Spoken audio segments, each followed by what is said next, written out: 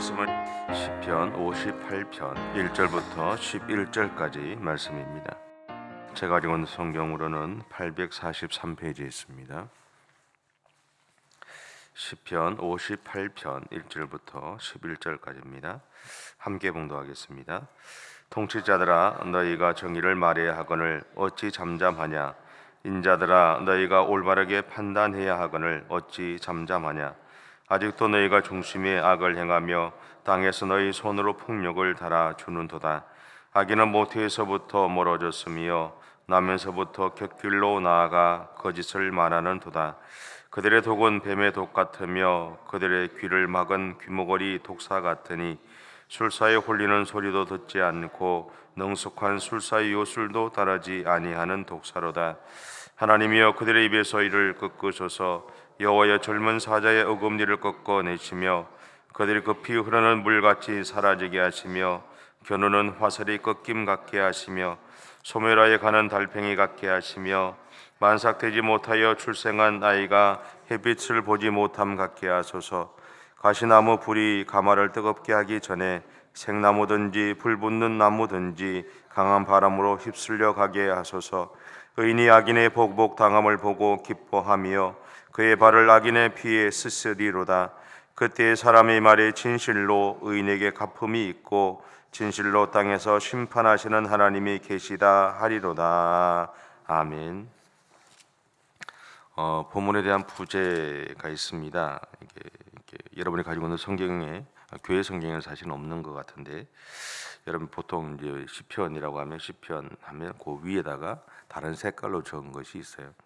거기 보면 본문에는 두 가지로 이루어져 있습니다. 첫 번째는 이 시가 다윗의 믹담시라고 그렇게 정언을 합니다. 믹담이라는 말은 무슨 말이냐면 철의 색이다, 그리고 도장을 찍다라는 의미를 가지고 있다 그럽니다.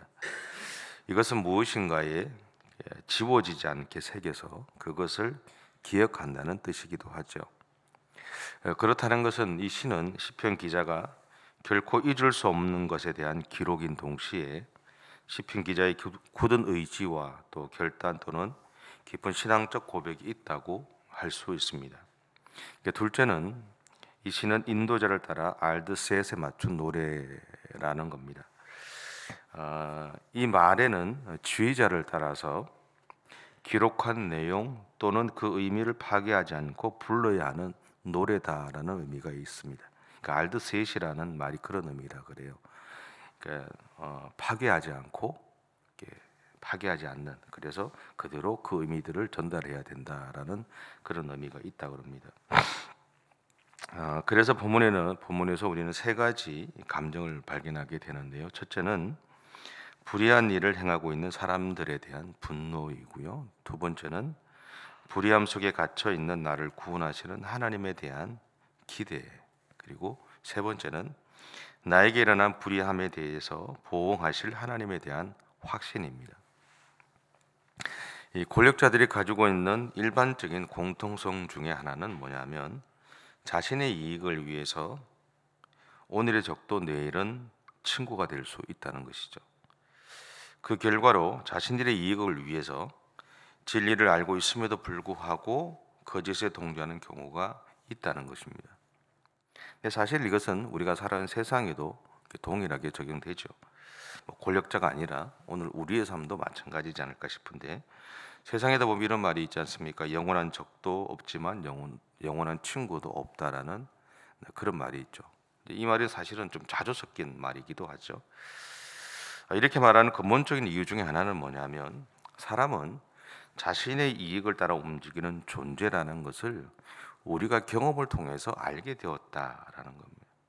경험해 보니 사람은 나를 보면서 우리는 그렇게 자신의 이익을 따라서 살아갈 수밖에 없는 존재들이더라라는 이야기죠. 그렇다고 사람들이 자신의 이익을 위해서 살아가는 것에 대해서 잘못이라고 말할 수 있느냐? 저는 없다고 생각합니다. 자신의 이익을 위해 살아가는 것에 잘못이라고 할 수는 없어요.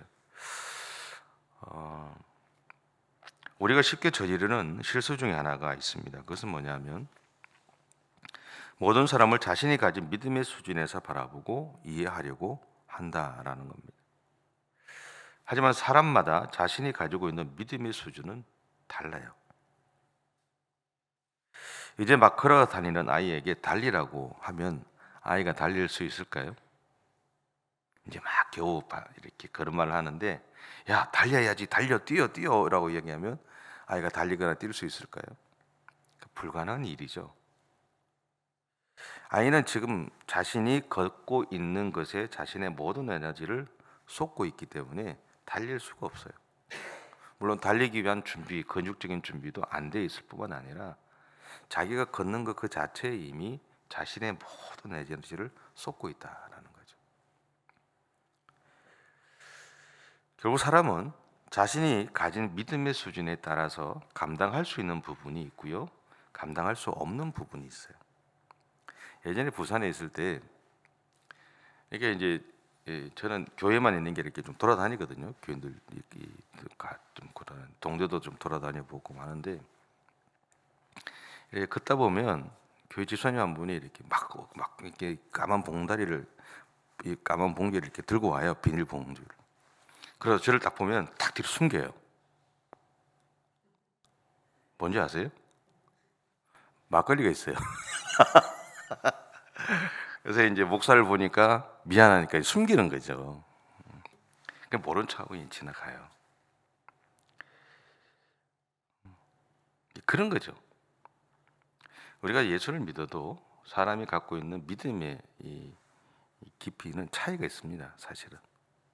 근데 그것에 대해서 예전에 제가 좀 젊을 때, 어릴 때는 이게 좀 지적질도 하고 많이 했어요. 그럴 수 있느냐. 근데 시간이 지나가면서 이렇게 보니까 지적질보다는 그냥 기다려주는 것이 낫지 않을까라는 생각을 하게 되더라고요.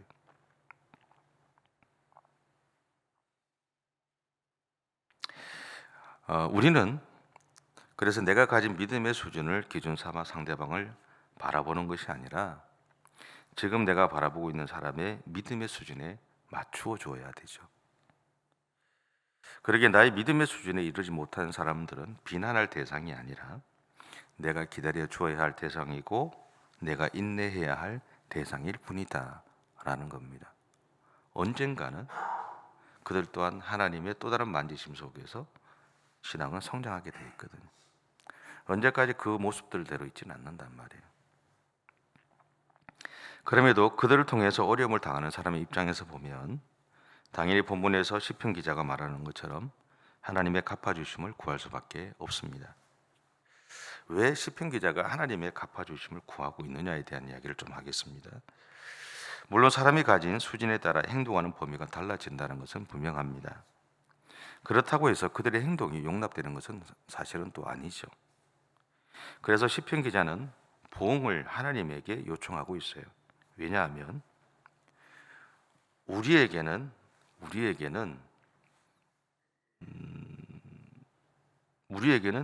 각각이 각자가 다 죄가 있죠. 어떤 사람은 큰 죄가 있고 어떤 사람은 작은 죄가 있고 있어요.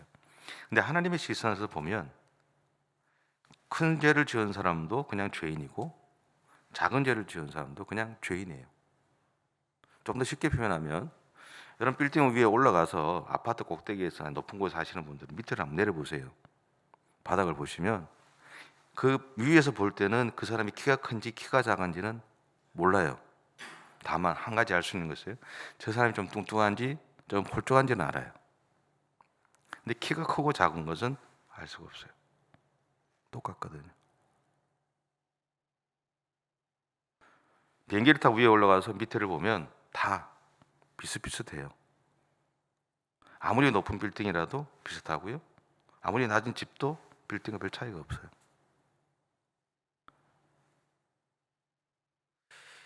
그렇다는 것은 같은 죄인끼리 서로를 향해서 정죄할 수 있는 자격이 없다라는 것을 이야기하죠. 속담 중에 이런 말이 있지 않습니까? 똥 묻은 개가 겨 묻은 개 나무란다. 자신이 더 큰 결점이 있으면서 남이 가진 작은 결점을 흉보는 것을 말하죠. 근데 성경에도 비슷한 말이 있어요. 누가복음 6장 42절에 보면 이런 말씀이 있어요. 여러분 잘 아시는 거죠? 너는 내 눈 속에 있는 들보를 보지 못하면서 어찌하여 형제에게 말하기를 형제여 나로 내 눈 속에 있는 티를 빼게 하라 할 수 있느냐. 외식하는 자여 먼저 내 눈 속에서 들보를 빼라. 그 후에야 내가 밝히 보고 형제의 눈 속에 있는 티를 빼리라. 바로 이러한 이유로 시편 기자는 자신의 억울함도, 자신이 당하고 있는 고통의 문제도, 자신의 마음을 힘들게 하는 사람의 행동도 하나님 앞에 내어놓고 하나님의 일하심을 구하고 있는 겁니다. 그러면서 11절에서 그는 자신의 바람에 대해서 이렇게 표현하고 있어요. 11절인데 한번 같이 읽어볼게요. 시작. 그때 사람의 말이 진실로 의인에게 갚음이 있고 진실로 땅에서 심판하시는 하나님이 계시다 하리로다. 아멘. 이 11절 말씀을 현일의 성경은 이렇게 번역합니다. 그때 비로소 사람들은 의로운 자들이 상을 받고 세상을 심판하시는 하나님이 계신다 하리라. 여러분, 이 말은 시편 기자에게 있어서 정의가 실현되는 거예요. 그런데 하나님은 우리에게 이러한 마음까지도 내려놓기를 바라신다는 거죠.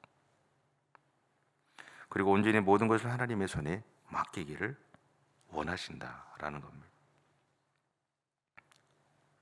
내가 원하는 정의 실현까지도 그냥 내려놓고 하나님께서 나의 삶을 온전히 이끌어 가시도록 맡기라는 것이죠. 내가 가진 믿음의 수준으로 사람을 바라보고 판단하는 것이 아니라 저 사람이 내 수준에 이르지 못하면 내가 저 사람보다 조금 더 신앙의 깊이가 있다면 기다려주고 인내해주고 붙잡아주고 이끌어줄 수 있는 그런 믿음의 삶을 살아가기를 하나님이 원하신다는 겁니다. 다윗은 자신에게 일어난 그 일들을 어쩌면 그가 도망다녔던 그 수많은 동굴에다가 새겨놨을 거예요. 잊지 않기 위해서. 자신의 억울함을 잊지 않기 위해서도 써놨을 것이고 자기가 당하는 고통에 대해서도 써놨을 거예요. 자기가 이런 삶을 살았다고. 그런데 어느 순간 다윗은 자기가 새겨놨던 그 글들을 다 잊어버렸을 거예요. 그것을 하나님 앞에 맡기고 하나님의 도우심을 구하면서 그렇게 삶을 살아갔을 겁니다. 여러분도 오늘 하루를 살아가실 때 여러분의 인생을 이끌어 가시는 그 하나님 앞에 여러분의 삶들을 내어놓고 때로는 억울함도 있을 것이고 때로는 아픔도 있을 것이고 때로는 해결하지 못하는 그런 일들도 있을 것입니다. 그 모든 것들을 맡겨놓고 하나님 그분이 여러분의 인생을 책임지시고 이끌어 가신다는 그 믿음을 갖고 그렇게 오늘 하루도 믿음으로 살아가시기를 바랍니다. 기도하겠습니다. 사랑의 주님, 감사합니다. 우리를 사랑해 주셔서 감사하고 우리를 하나님의 자녀로 삼아 주셔서 감사합니다. 주님, 우리가 하나님을 바라보고 하나님의 마음에 합당하게 살아가기 위해서 열심히 최선을 다해서 지금까지 달려왔습니다. 그럼에도 불구하고 여전히 우리들 안에 아픔도 있고 고통도 있고 해결되지 않은 수많은 난제들을 갖고 있는 것이 우리들의 삶의 모습입니다. 지금까지 그 모든 것을 내가 껴안고 살았다면 이제 그 모든 것들을 하나님 앞에 내어놓고 내 마음에 새겨놓고 있던 것들을 다 내려놓고 오히려 하나님 앞에 새기며 그렇게 하나님 앞에 맡기며 그렇게 믿음의 길을 달려갈 수 있는 우리 모든 성도들의 삶이 되어줄 수 있도록 하나님 인도해 주옵소서. 하나님은 오늘도 우리를 보호하시고 하나님은 오늘도 우리를 지키시고 하나님은 오늘도 우리의 걸음을 이끌어가 주실 줄 믿습니다. 우리의 모든 것이 하나님의 손에 있습니다. 하나님이 우리의 삶을 온전히 이끌어가 주옵소서. 연약하지만 오늘도 우리를 통해서 영광 받아 주시옵소서. 그렇게 하나님 앞에 쓰임받는 우리 모든 성도들의 생애가 되어줄 수 있도록 은혜를 허락해 주시기를 간절히 바라오며 예수님의 이름으로 기도드립니다. 아멘. 하늘에 계신 우리 아버지, 아버지의 이름을 거룩하게 하시며 아버지의 나라가 오게 하시며 아버지의 뜻이 하늘에서와 같이 땅에서도 이루어지게 하소서. 오늘 우리에게 일용할 양식을 주시고 우리가 우리에게 잘못한 사람을 용서하여 준 것 같이 우리의 죄를 용서하여 주시고 우리를 시험에 빠지지 않게 하시고 악에서 구하소서. 나라와 권능과 영광이 영원히 아버지의 것입니다. 아멘.